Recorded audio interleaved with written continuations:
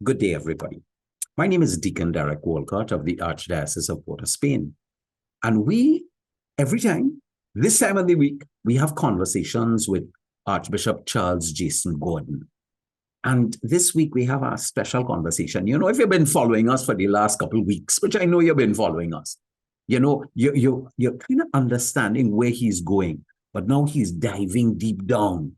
He says it's like Star Trek, you know, who's at the emotion control console? Who's at the emotion control console? And therefore, we need to invite Archbishop Charles Jason Gordon, because in this article this week, you know, he addresses confusion that many of us parents feel when our children transition from childhood to adolescence. And let's just see where he takes us, you know, and what are the key points and messages he wants to convey to all of us parents. I realize I call myself a parent too. So let's welcome Archbishop Charles Jason Gordon. Good day, sir. How are you? I am very good, Deacon Derek. Well, you know, this topic is right up your alley. You are the expert. I am just a consultant looking on from outside. But I have parented enough kids to know that it is a really amazing and God-filled calling to be a parent to any child. And to every parent out there, I just want to say to you how much I love you, how much God loves you, and how much, you know, you are graced by the very giving of yourself as a parent. And I want to also say to you that parenting is a highway to heaven. All this stuff you didn't get to figure out in your life or before you became a parent, you get that figured out real quick as a parent. And the modern child is really good at helping you to become either very holy or, and I will leave my pause after that, or. You know, I just have to say, well, boy, you know, he just said, I'm a parent, and he has parented many children. But guess what? At the end of the day, he jumps in his car and he heads to his Archbishop's residence. It's people like me who have to stay with those young people who are trying to find their way and struggle with their emotions. Beautiful young people. So, the man say beautiful, okay? All right, so I will try to go back with those beautiful young people. All parents, you hear what I'm saying? In our journey with them. So I'm going to ask him the question. What exactly happened to my little princess? And you know, I have a bunch of little princesses. What happened to them? Before I go into that question, I just want to say something. I run a program called Marian House, Second Chance Family for Socially Displaced young men. And so we had the young men who would have been on the street if not for Marian House. So you have the children who have parents who love them and who have been with them all their life. I just want to say that there. And that's really where I got a lot of my insights into a lot of this stuff. So what happened to my little princess? You know? Have you ever asked that question to yourself? How many times? You know how many girls I have? How many times? You know how many girls I have? And the third time it didn't get better, not so? No, sir. No, sir. And you thought the last little girl, she would have stayed a little princess forever, correct? Absolutely. And believe me, it does not stay.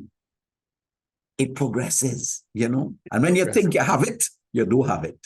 Because all of them are so different. And remember, parenting is a highway to heaven. Right? It's a royal road straight to God, or we can leave the or. Many fathers and mothers have been very confused by their child's development. And although today we're going to really deal with childhood, the real big shock is when they turn into adolescence, which we'll look at next week. But even along the whole journey of childhood before puberty, the development is just so amazing, so different. so many twists, so many turns, so many opportunities for grace, growth, love, and forgiveness. Deacon, how are you doing so far? You're the expert here, you know. He said, Grace, we need so much grace as parents. I've just said, and in this modern world, we need even more grace because, all these stresses that we have as parents, and I know that there are many parents outside there who have experienced this, the stress of everyday living, making ends meet, the works, and then you have the exposure to the internet for these kids. But Archbishop J, yes, we need all the grace, we need grace, patience. You call them, Grace is the word.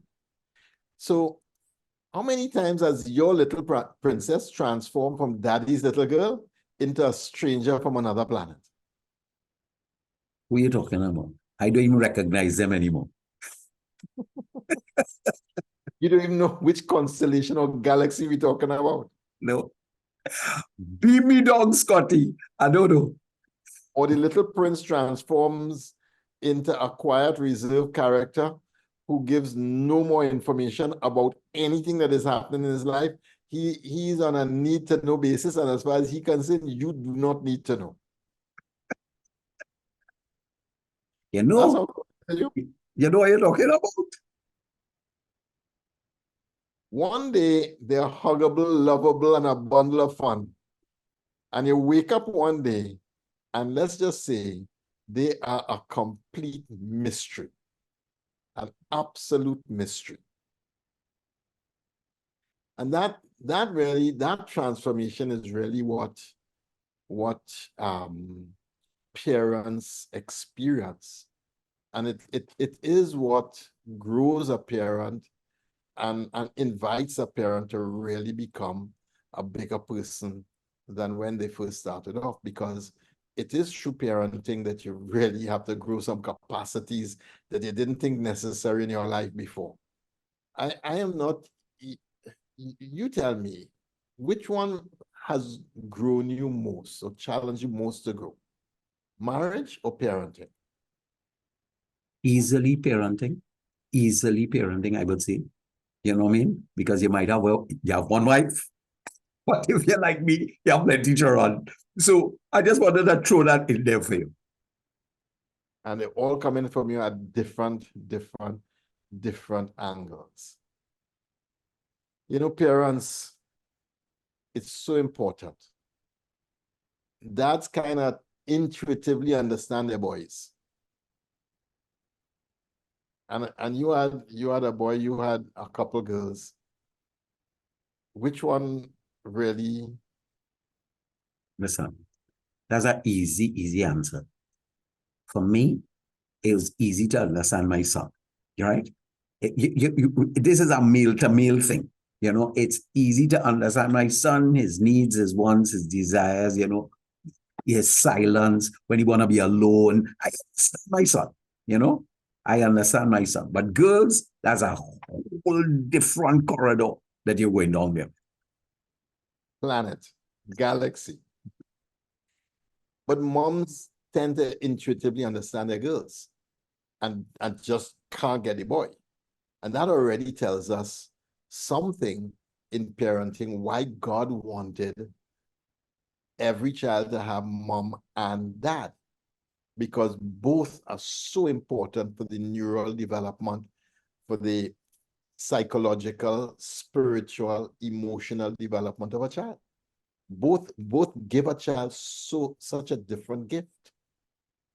But the rapid transformation is so quick and complete that many times it takes a family by complete storm and shows off the rituals, the relationships that help parents navigate childhood. Tell me about that one. Yeah, you said it throws us off, it throws off the rituals and the relationships that parents, help parents navigate childhood, because as you were young, it's so easy to mold them and shape them, You know what I mean? Okay, guys, you get up in the morning, you brush your teeth, you forget, say your prayers, come in and say prayers with you. It went into a nice ritual. On the breakfast table, everybody scrambling, eating breakfast. The minute they start to develop, is a totally different. You have opposition. They're fighting amongst each other. I mean, who wearing what, and that is mine, and it's crazy. And as these young people now, as they're moving into, they're becoming a little more mature, and then you have your girls going through their monthlies and the change of moods. And listen, it's not easy. And if you're living in a house like mine where you have plenty estrogen, you're in deep trouble. So I just kind of share that with you all. Anybody outside here, do you understand what I'm going through? But this has been the journey. What helps a family is rituals. And when the rituals work, the family kind of works by kind of rote, if you like, in terms of the high energy that it requires to hold the communion, hold the family together. But when in later childhood, early teens, those rituals start to be challenged and children want more independence and stuff, we have a different thing happening. But it is really different. And I must throw in a little thing here. Because, as a family, when they're young and so on, hey, guys, Sunday morning, everybody in the bath, you know what I mean? We're going to church, Sunday school, everything working like clockwork. You don't even get a pushback as you see this start to develop. Daddy, why we must go to church for? Why we have to go to this mass? Why we have to go to Sunday school? Oh, I remember this one. Daddy, why do I have to be an altar server? I finished confirmation already, and you still want me to be a... all the little rituals that we had of prayer, we hold the family. It did. This is a challenge. And if the parent can't hold it, the whole thing starts fraying very, very quickly. Parents, it is important that you understand the neural development of your child. It's not as mysterious as we might think, but it is something that we must understand. This show this week is a little different in that respect, in that I'm taking a deep dive into the brain of your child, but I want you to know it's also your brain, and it's also your spouse's brain, and the brain of the other children, and how they interact. That's a wholly different matter. But we're going to take a deep dive this week and see how that kind of works. A lot of development happens in your child's brain from birth. And that's the really interesting thing, that when you first looked into the eyes of your child, it called you. That child called you to give attention. Correct? Yeah. You had no choice. And changed you. Yes. I mean, I saw the birth of each one of my children. Yeah. I was there. I was in the room. And therefore, it called you to a real bonding, a real love for this child and wanting to be part of this child's life.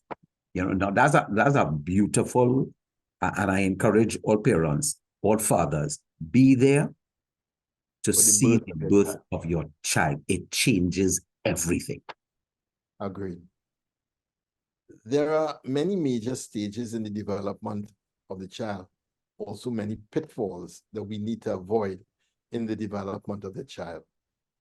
We're going to look at the neural development that triggers you and your child in various stages of development and triggers you in very, very different ways. And so I think I'm not proposing at all that by understanding the neural development of your child and even yourself, that you will never be triggered again. But at least you will understand what you're dealing with, and you'll understand how the neural development works. So as we look at it, just understand that this is really something that is sacred and something that we all have to really just thank God for. That God made us with such amazing, amazing, amazing developmental stages and the intricacies of it, and how it works is this is really just mystery. This is, I would say, this is the ground of the sacred. So as we dive in today, we're going to use some images from a movie to help us to really grab and grasp what it is we're dealing with. Listen, and just, I know you're going to be diving into this, but boy, the different emotions that these kids experience and you experience watching them going through their different emotions is really something else. And it could be unsettling. It could be unsettling at times, of how you deal with it. How do you, I mean, we see it. Children throwing traumas in the grocery or in the church. They come to mass and they throw in the traumas. And how do you deal with all of these emotions? So to navigate this foreign terrain, I will use the movie Inside Out. It's a movie that is streaming on Netflix and wherever you have your streaming movies. And I highly recommend that you watch the movie. If you want a deeper understanding of your inner working, the inner working of your preteen child, I would say this is one of the best I have seen to help you to understand a lot of what is going on and to make it more objective, less subjective, less reactionary. Also, watching it with your child afterwards will give you and your child a common language to navigate the difficult interactions between parents and children. And so I would kind of recommend parents look at it by yourself first. Have the conversation together as parents first. And then watch it a second time, this time with your child, so that you'll have a really good grasp together of all the development. And then you also will have a language to speak about what's happening inside, that you can ask your child about what's happening inside of them, and they will have a language to be able to speak to you about what's happening inside of them. And I think this is really important. Most of the interaction that goes badly is because we don't have language to help us describe what we are actually feeling. So what we go for is one emotion, usually anger. And that makes it real difficult as an interaction. Yeah, emotional awareness is critical, and I think that is very important. And this show, part 1 and part 2, will help you, grasp that. I like to call it emotional intelligence, that help you kind of understand, how this emotional awareness, how to be able to communicate and connect with your child, because that is important. You wanna keep the communication lines open. The last thing you want to do is for them not to talk to you. You don't want them to shut down. Grandparents, good for you to watch it too, because a grandparent could have a much easier communication with a child about this kind of stuff than a parent will, because usually the parent and the child are triggering each other at this stage. So the grandparent kind of has a to remove that you could really say, who's in our console right now? Who has control right now? And tease out with the language with the child in this common vocabulary that we can learn as a family, so that we could make it a little lighter, we could de-escalate, we could diffuse, or if we go into full meltdown, we could recover quicker because we could speak through what we experience. And I think that this common understanding and language is vital today for healthy self-regulation of the parent first. A lot of the challenge is the self-regulation of the parent. A lot of it. You're saying the self-regulation of the parent? Yep. Wow. Yep. You see that? If you have to put the self-regulation of parent to self-regulation of child in a in a percentage, that's a 50-50. No, that's definitely not a 50-50. Let me tell you something. No.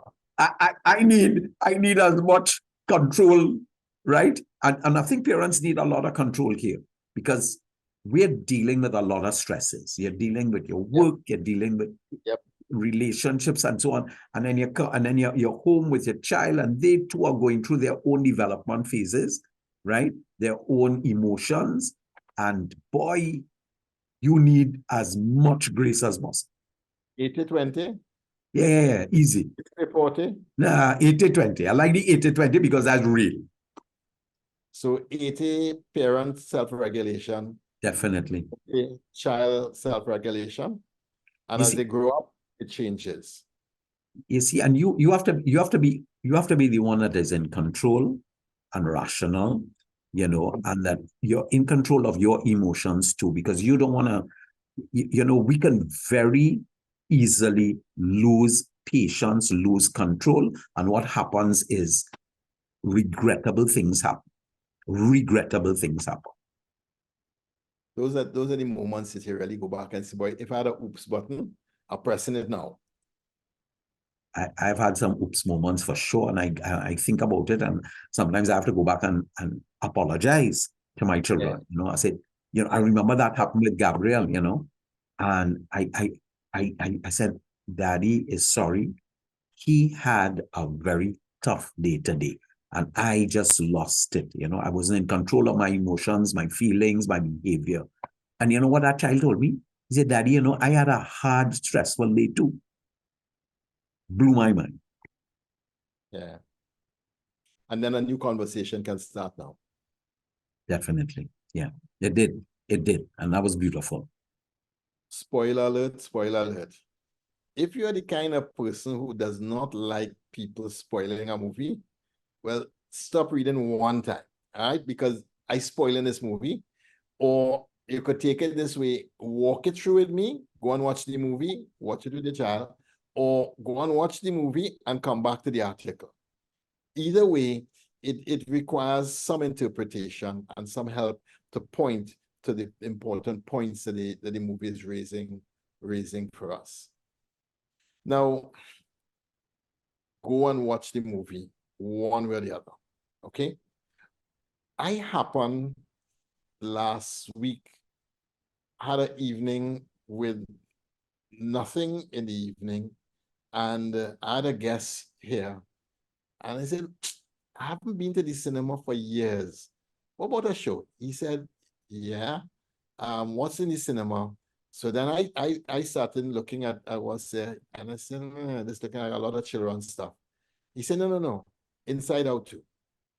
Let's go and see that. We found the timing. We went, we saw it. Mind blower.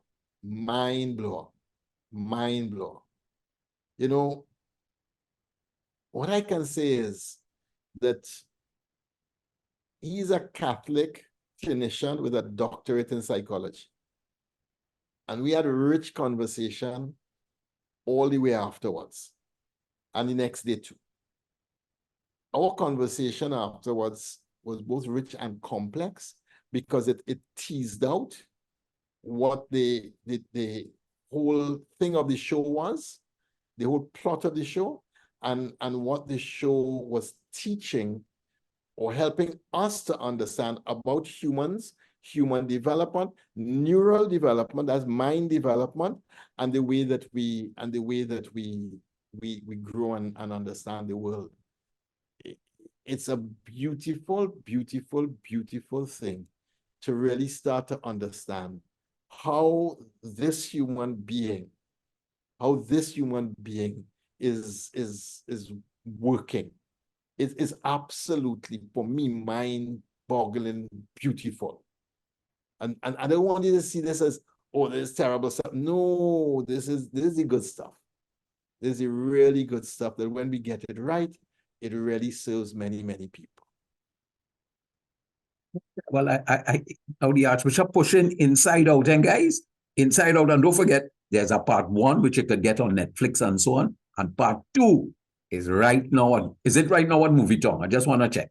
Yeah. So if you have preteen children, go and look at Inside Out 1. If you have teenagers or children in puberty and teenagers, go and look at Inside Out 2. They have different things. So I'm waiting for Inside Out 3, which would, so 1 goes up to 11 years old, 2 starts at 13 years old and goes for summer at 13 years old. I'm waiting for 3 when they get from 14 to about 17. That's the one I want to see how they're going to do that one. That one would be tough. But anyway, the model of mind development is very advanced, and I would say very much cutting edge psychology in this movie. I found it refreshing. The producer, Pixar, brought in a consulting team of professionals to ensure that the voices in Riley's brain reflects neuroscience at its best and at its cutting edge. Wow. So I can just hear you saying, no, people go see it. Go see it. Okay. I think is worth a see. Now Riley is a star. She starts off as a little baby, and to understand the child's brain, the movie imagines 2 centers of control: Riley and the neural control center, which is in the brain, where all the emotions are living. Now, I want you to imagine it. So the movie from time to time would zoom to the brain and then go inside, and there's a whole world happening inside of the brain. And it's a beautiful way of seeing it, because yes, that's actually fairly accurate, because the emotions, as we use them, they become more and more developed, more and more sophisticated, or underdeveloped and tyrannical. So, you know, who has the control center? So any of you Trekkie people who used to look at Star Trek would remember that when Captain Kirk was leaving the bridge, he would hand the comm over to Spock or to Sulu or next officer in charge. You couldn't have 4 people holding the comm at the same time. The control center, the commander's chair, is used by 1 person at a time. And that's the concept in Inside Out. Now, many times you'd have the captain on the chair and many of the officers giving ideas that are instructing and nuancing and making his decision-making more nuanced and far better. That's really where you want to get to. That's really where you want to get. But there's some of those emotions, you really don't want them on the comm at all. You really don't want them there. Because when they get onto the comm, we are in trouble. There's a problem in the house. So that's just kind of the image that we're working with. So Riley is born, and joy is the first emotion and the only voice at the command center. And Riley starts with pure joy. Smile. Parents look at Riley, Riley look at parents, googly eyes, and everybody oohing and ahhing and gushing. And Joy sees her job is to keep Riley happy, focused, and to focus on all the positive things in life. And that's really how the child and its early development works. If Joy holds the command center for most of the time, then you have a happy child who really is resilient and who can really bounce back from the knocks and from all the other emotions that are going to come and go in their mind over that early stage of development. But the movie does say that this doesn't last very long, 30 seconds. And 30 seconds later, sadness comes in and brings quite a different emotion. So you know when your child born, the first thing you have to do, after the child smile when they're born, you slap it. Wow. Sadness is the next emotion that comes, correct? You was there. I was there. I was there. I was there. You were right there. Joy is the first emotion. Sadness is on its heels right after it. And this is important for us to understand that both of these emotions are vital for the development of your child. The next emotion is fear. And fear is particularly good at keeping Riley safe because fear inhibits the child from doing the dangerous. And you know children have very, very little inhibition. And so just to inhibit the child from doing the dangerous is so important. So fear comes in and fear has an important role to play. Next comes disgust. Disgust keeps Riley from food poisoning and from social harm. Now, I want you to see how each of these emotions has a job and a reason why they're existing. Okay? Each one has a job, each one has a reason for their existence. The last of the 5 great emotions that comes is anger. And anger is cares very deeply about things being fair. When anger is triggered is when a child believes this is not fair. How often have you heard that as a parent? Yeah. It's not fair. Daddy, this is not fair. See, okay, okay. So you have to try and analyze this thing. Daddy, this is not fair. And normally you have this anger and so on, sibling against sibling, or how I treated you, that kind of thing is not fair. You know, why did she get so and so on? I didn't. Anger. Anger comes in. You know, sharing out things that children like is a science, you know. My mother was a master scientist. There's 2 of us. You will cut and you will choose first.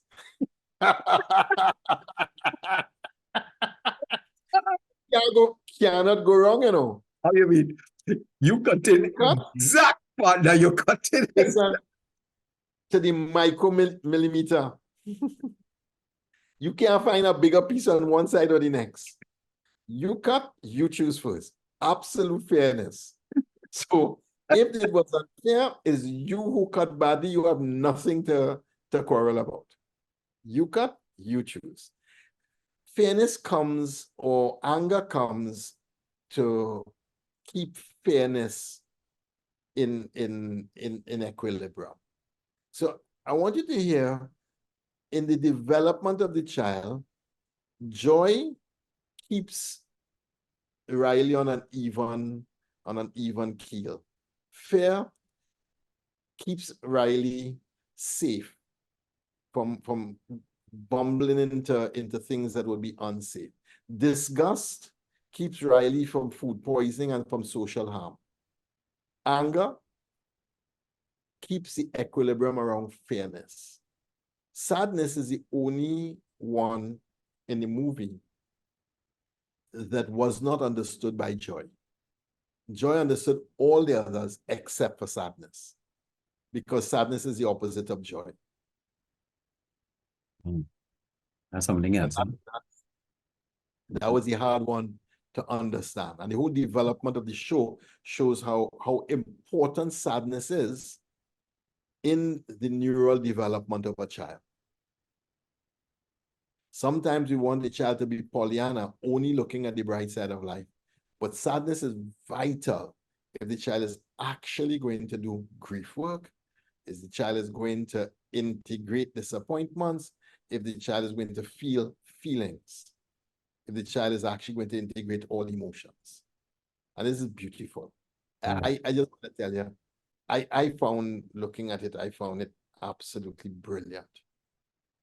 So at first, Joy was in control, and although she understood the other emotions, she really did not understand sadness and thought that we could run this show without sadness. In fact, sadness was spoiling the party whenever she came up.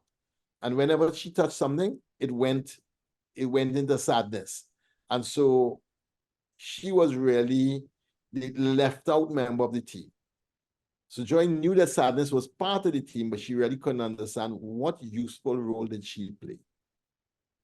And so she underestimated sadness, and that led to Riley's bad development, if you would like. So you have to think of headquarters in terms of a Star Trek control console that are stored up in the emotional memories that could be replayed, each one appearing as a translucent ball or orb. And so each memory comes like an orb or like a ball that rolls in. So each important memory comes. So a day is filled with piles and piles of memories. But each one could be replayed. Each one can be recalled. And that's the purpose of it being there. And if you think yourself of things early in today, you just recall them. And you don't recall from 3 hours before. You recall just that 30-second, 5-second, 3-second moment when the memory emerged. And that's really a way of understanding the way that the brain operates. But I want to go back to sadness. It is so vital, in the development. And here you're saying that joy does not understand sadness because it's opposite of what joy is.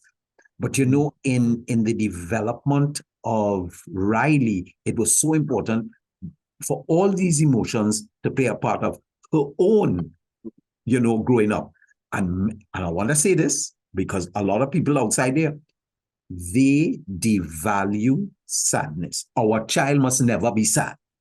Correct. We try to make the child happy all the time. Correct. And that's a disaster or formula for disaster or a recipe for disaster. Children have to be able to experience emotion. When the psychologist asks, well, how many emotions really do they have? They say, well, about 20, But you can't have 20 characters in a movie. It gets too complex. So they put these as the 5 kind of core emotions that are most in charge most of the time in a child's development. In the adolescent one, we'll see more emotions coming, and that's a whole other wonderful, wonderful stage. So each day, the memories that are accumulated are sent along long-term storage, which is what we do.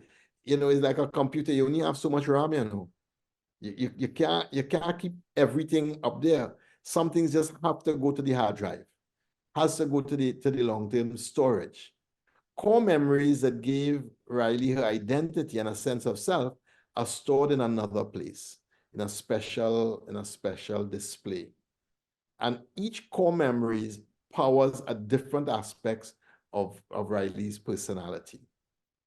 And these incredibly special memory power separate islands where these memories are replicated and have a life of their own. So Riley had a hockey island because she was really good at hockey. She had a goofball island because her father and her used to do the goofball all the time, and that was a very special thing. And when that was happening, the two of them really connected and bonded deeply. A friendship island because of her great friends, an honesty island, a family island, and the island of personality is what made Riley Riley. So all these different islands were powered by very special memories. So whenever Riley had a really special memory, it set up a whole part of her brain that created a neural pathway to go as a place that you keep returning to that became stronger and stronger in terms of the personality of Riley. And that's exactly what happens with our children. And when those memories are bad, are negative, are traumatic, the islands become bad, negative, and traumatic. That's where the children go back and forth, back and forth. So the healthy development of the child really requires that the special, powerful memories are positive and create these islands where the child draws more and more energy and goes to, in their mind, as places of familiarity and ritual spaces where they are most themselves. And this just brings how critical it is to have a stable family. You know, Correct. to have have loving parents. Yes, we're not going to be perfect, but it's important for the child to have these good memories. As you say, you know, these memories are what make up who Riley is. Correct. Correct. Correct. So the whole animation gives an understanding of the functioning of a child's brain. Each character in the brain is so suited to the emotion that they convey that you could just see it. You know, it just makes so much sense. What is more interesting is who controls the console during which events. So in the beginning, joy controlled the console most times. Anger would come in if something was really unfair. Disgust would come in the first time broccoli came onto the table. Disgust stepped in. And then when the broccoli was then being looked at in a very kind of critical way, and Dad was trying to get Riley to eat the broccoli, and disgust was ramping it up, and Dad ramped it up. Anger took the console. And well, you know that the broccoli and the plate became a flying saucer that had green stuff all over the place. But you never had a scene like that in your life. You've been there. I've definitely seen you've been in my house, man. You've been in my house. Everything on the floor. Everything on the floor. And literally, you said, so you think I'm going to eat that now? What was intriguing is how the different characters interacted. And what's more interesting is as each one is controlling the comm, how Riley's personality is shifting. Mm-hmm. Remember, many emotions are working up there. Yeah. Then one is a whole pile of emotions that are working up there. Each has a specific duty in our life. And we need all of them working harmoniously together. At the end of that scenario, it was intriguing because it went bad. It went bad. But then Dad put a broccoli on a fork and says, aeroplane, aeroplane, incoming, incoming, aeroplane. Immediately, Anger says, oh, aeroplane, releases the comm. Joy picks up the comm. Riley receives the broccoli, eats it, and is very happy. And Disgust says, well, I saved us all from a real disaster. Okay? It's intriguing how, because Dad didn't raise his anger, went into play and fun, Riley's anger was then moved off of the comm, and a new emotion, joy, took over, and what was necessary started to happen. It's really a beautiful imagery to understand that there's a lot happening up here. So the major plot in the movie, after they lay the whole thing, was Riley as a going through a getting lost stage. So she's a success.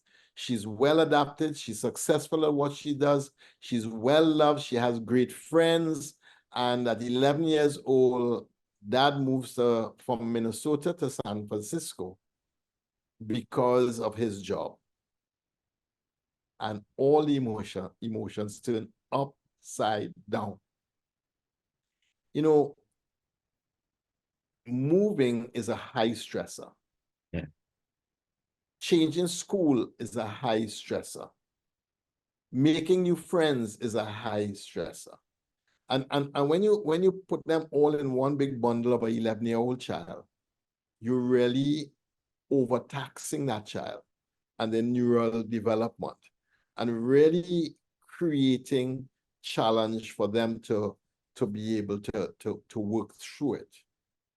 You know, I found it intriguing because in that move, joy and sadness both lose their way out of headquarters.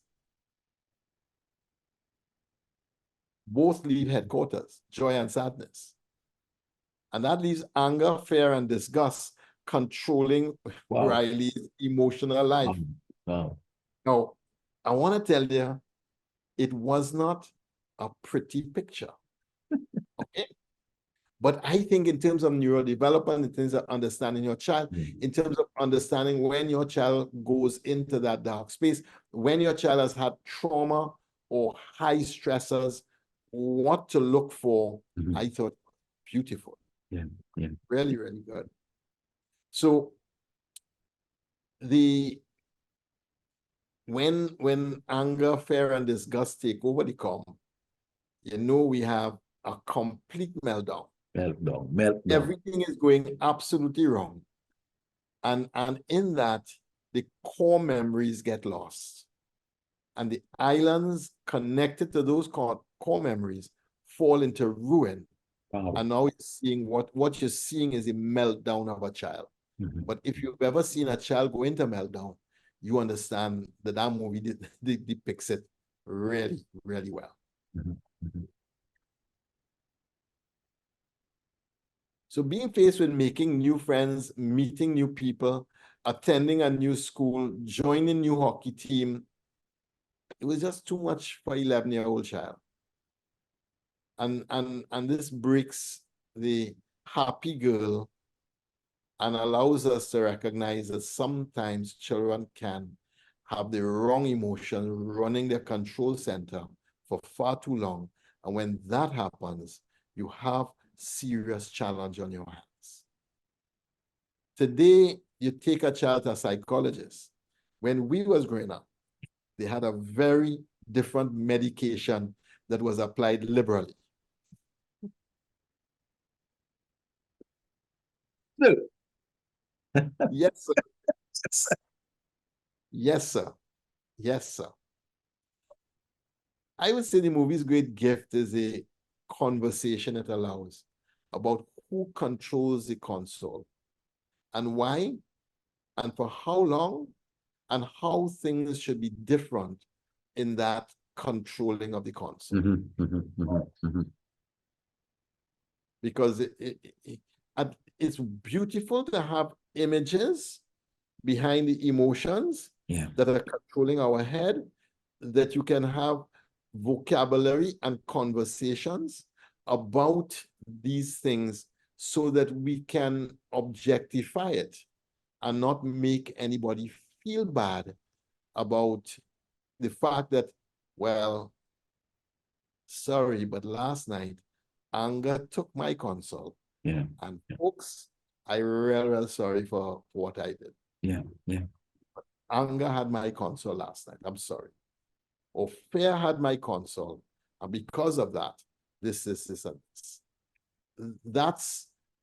That's a language in a conversation that if parents and children start having, then the sorry and the forgiveness becomes a lot easier. Because we have a common language, common images about what it looks like. And there's so many things. You mentioned the parents having to move. They went to San Francisco, but there are other movements which cause these emotional upheavals and that cause it. And you find little challenges, the breakup in families, the divorce in families, the separation, all of these things. Oh my goodness. School. Yeah. Children are now moving from primary school to secondary school. Yeah. Yeah. Some of them are moving with their friends. Some of them are leaving friends behind. Correct. All of those are, yes, part and parcel of a child being lost. And when a child is lost, it's how do we find all the emotions back in headquarters and back at the console with joy leading the emotions as opposed to fear, disgust, or anger leading the charge. So with joy and sadness lost to Riley, we learn that there is much more to a child's brain than might be understood at first sight. There's a place where all the memories are stored for recollection. And there's a place where suppressed emotions are stored. There's other places where all the cognitive functions like comprehension, critical thinking, abstract imagination, all have rooms where they are being developed. There's another place for dreams and for the manufacture of dreams every night. So all of these are parts of the brain of all of us. But it's really amazing how the film portrays it in imaging and language that we could use to have conversations with each other about what we are experiencing. The key thing, I think, is that joy learns that sadness is vital to the core emotions of right. And when joy and sadness are lost together, that journey outside of headquarters and trying to get back to headquarters and trying to retrieve the core emotions and bring them back to headquarters, Joy recognizes that although she never understood the role of sadness, sadness is vital for Riley. And Riley can't become Riley if sadness is not part of Riley's life. That, I think, is so vital for parenting today. Yeah, well, I mean, that became something really critical in even as a parent, to understand those things and not listen too much to what the world is saying. Where a child should not be sad. Or the minute you see a child sad, you don't allow them to go through that emotion. You don't want them to remain in that state, because you need to have joy balance it out. But there's almost this phobia that says your child should not experience sadness. I remember in Fatima College, a teacher came into the room and we were having a whale of a time. And all he had to say was, "Gentlemen, I want you to remember, laughter and crying does live in the same house. Thank you." And it's true. Joy and sadness live in the same house. Yeah. And you can't have one without the other. So Joy starts to realize something. There's no joy without sadness. She also realizes that she stunted Riley's development by trying to save Riley from sadness and from all the other emotions. Joy kept control of the console for long periods when others were trying to come in and do things. And so you didn't have an integration in the neural development of the child. What you had was a domination of joy and a holding others at bay. And I think that is really, really, really important. But on the other hand, without joy, anger, fear, and disgust lead Riley to absolute ruin. So Riley at this stage hatches a plan, steals a credit card from her mom, goes and boards a bus, and is heading back to Minnesota. And running away. And mom and dad, when they realize they are blue with pain because they don't know where she is and where to find her. But what's important from the movie standpoint, or from our standpoint in the movie, is that if a child runs without joy for too long, they lose their resilience. Yeah. They lose their core memories. They lose their islands that make them who they are. And you see their personality shrinking away from you in a way that you can no longer reach them. And you can't use anger, you can't use fear, you can't use disgust to bring them back. They have to reconnect with joy.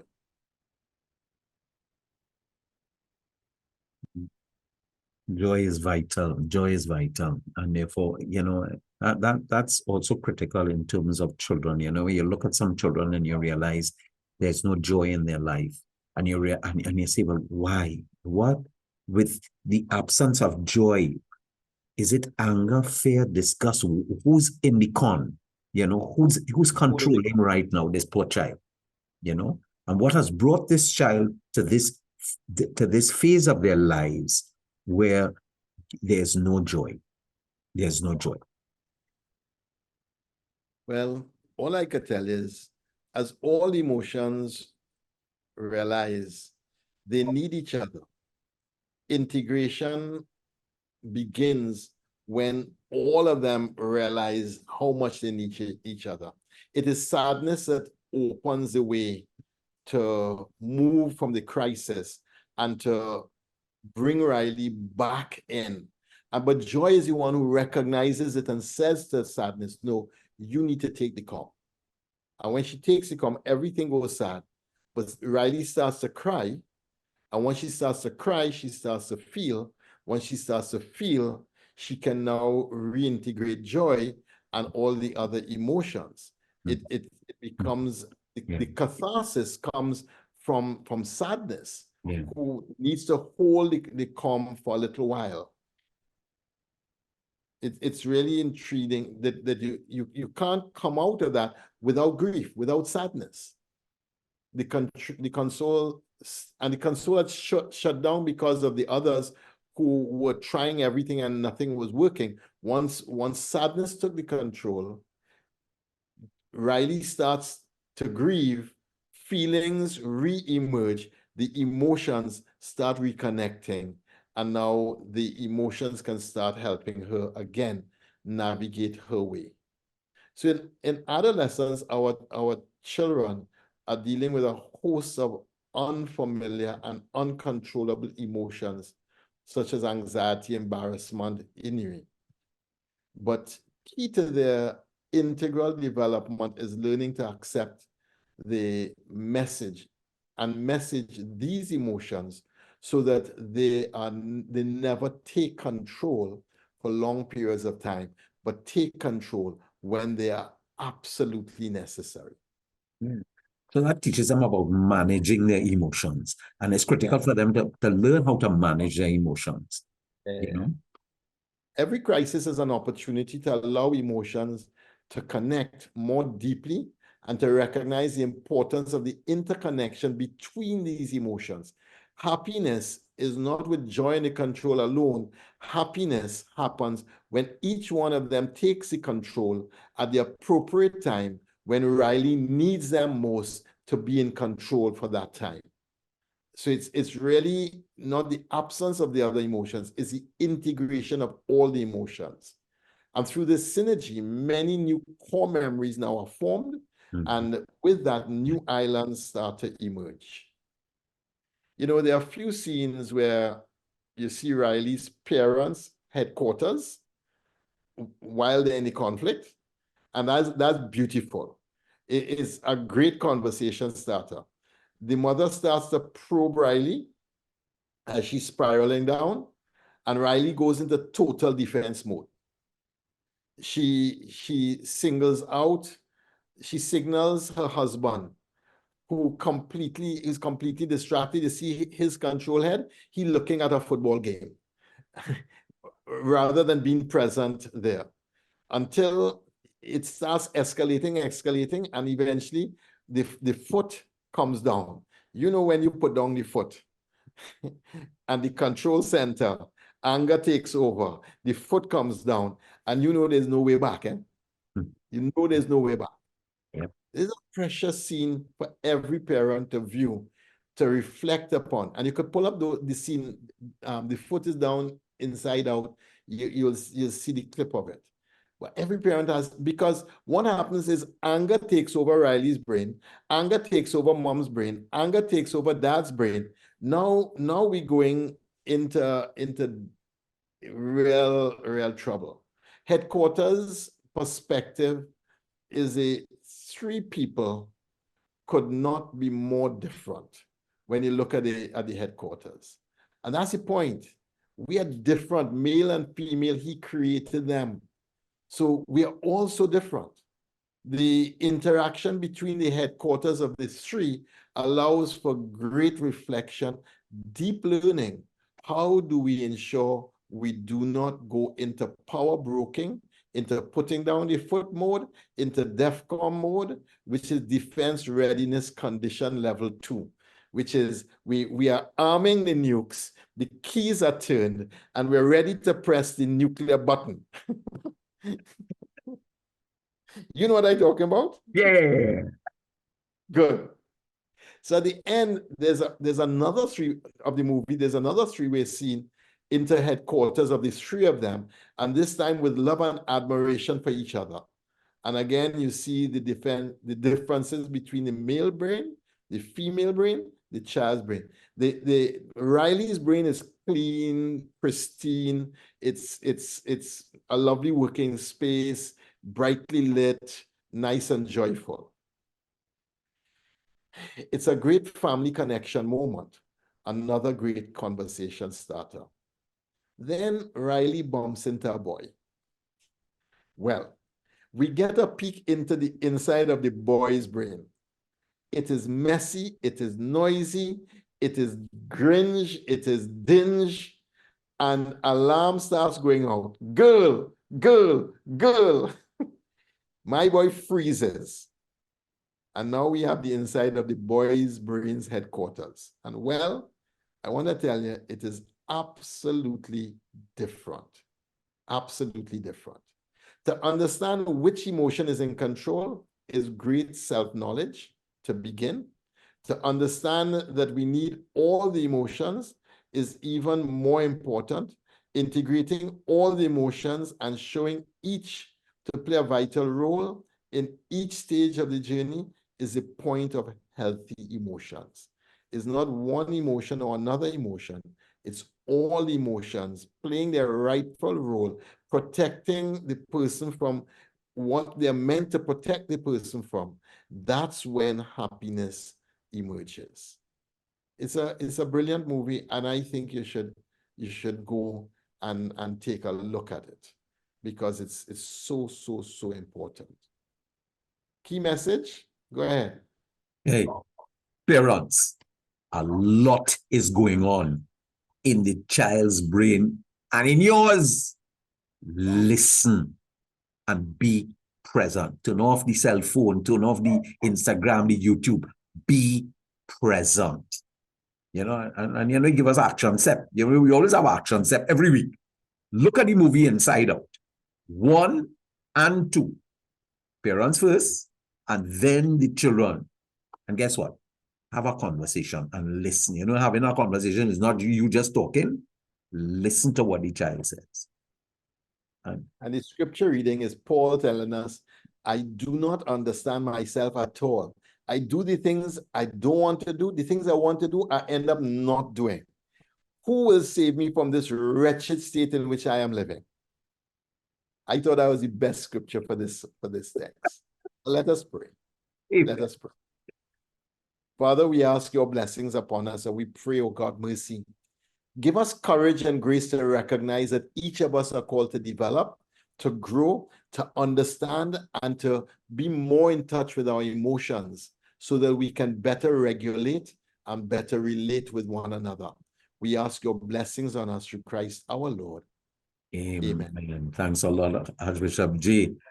Who is at the emotion control console? That's the question. God bless you. Have a wonderful week. Watch us, pick up your Catholic news, get your families together and watch it. Have a blessed weekend, everybody. Bye.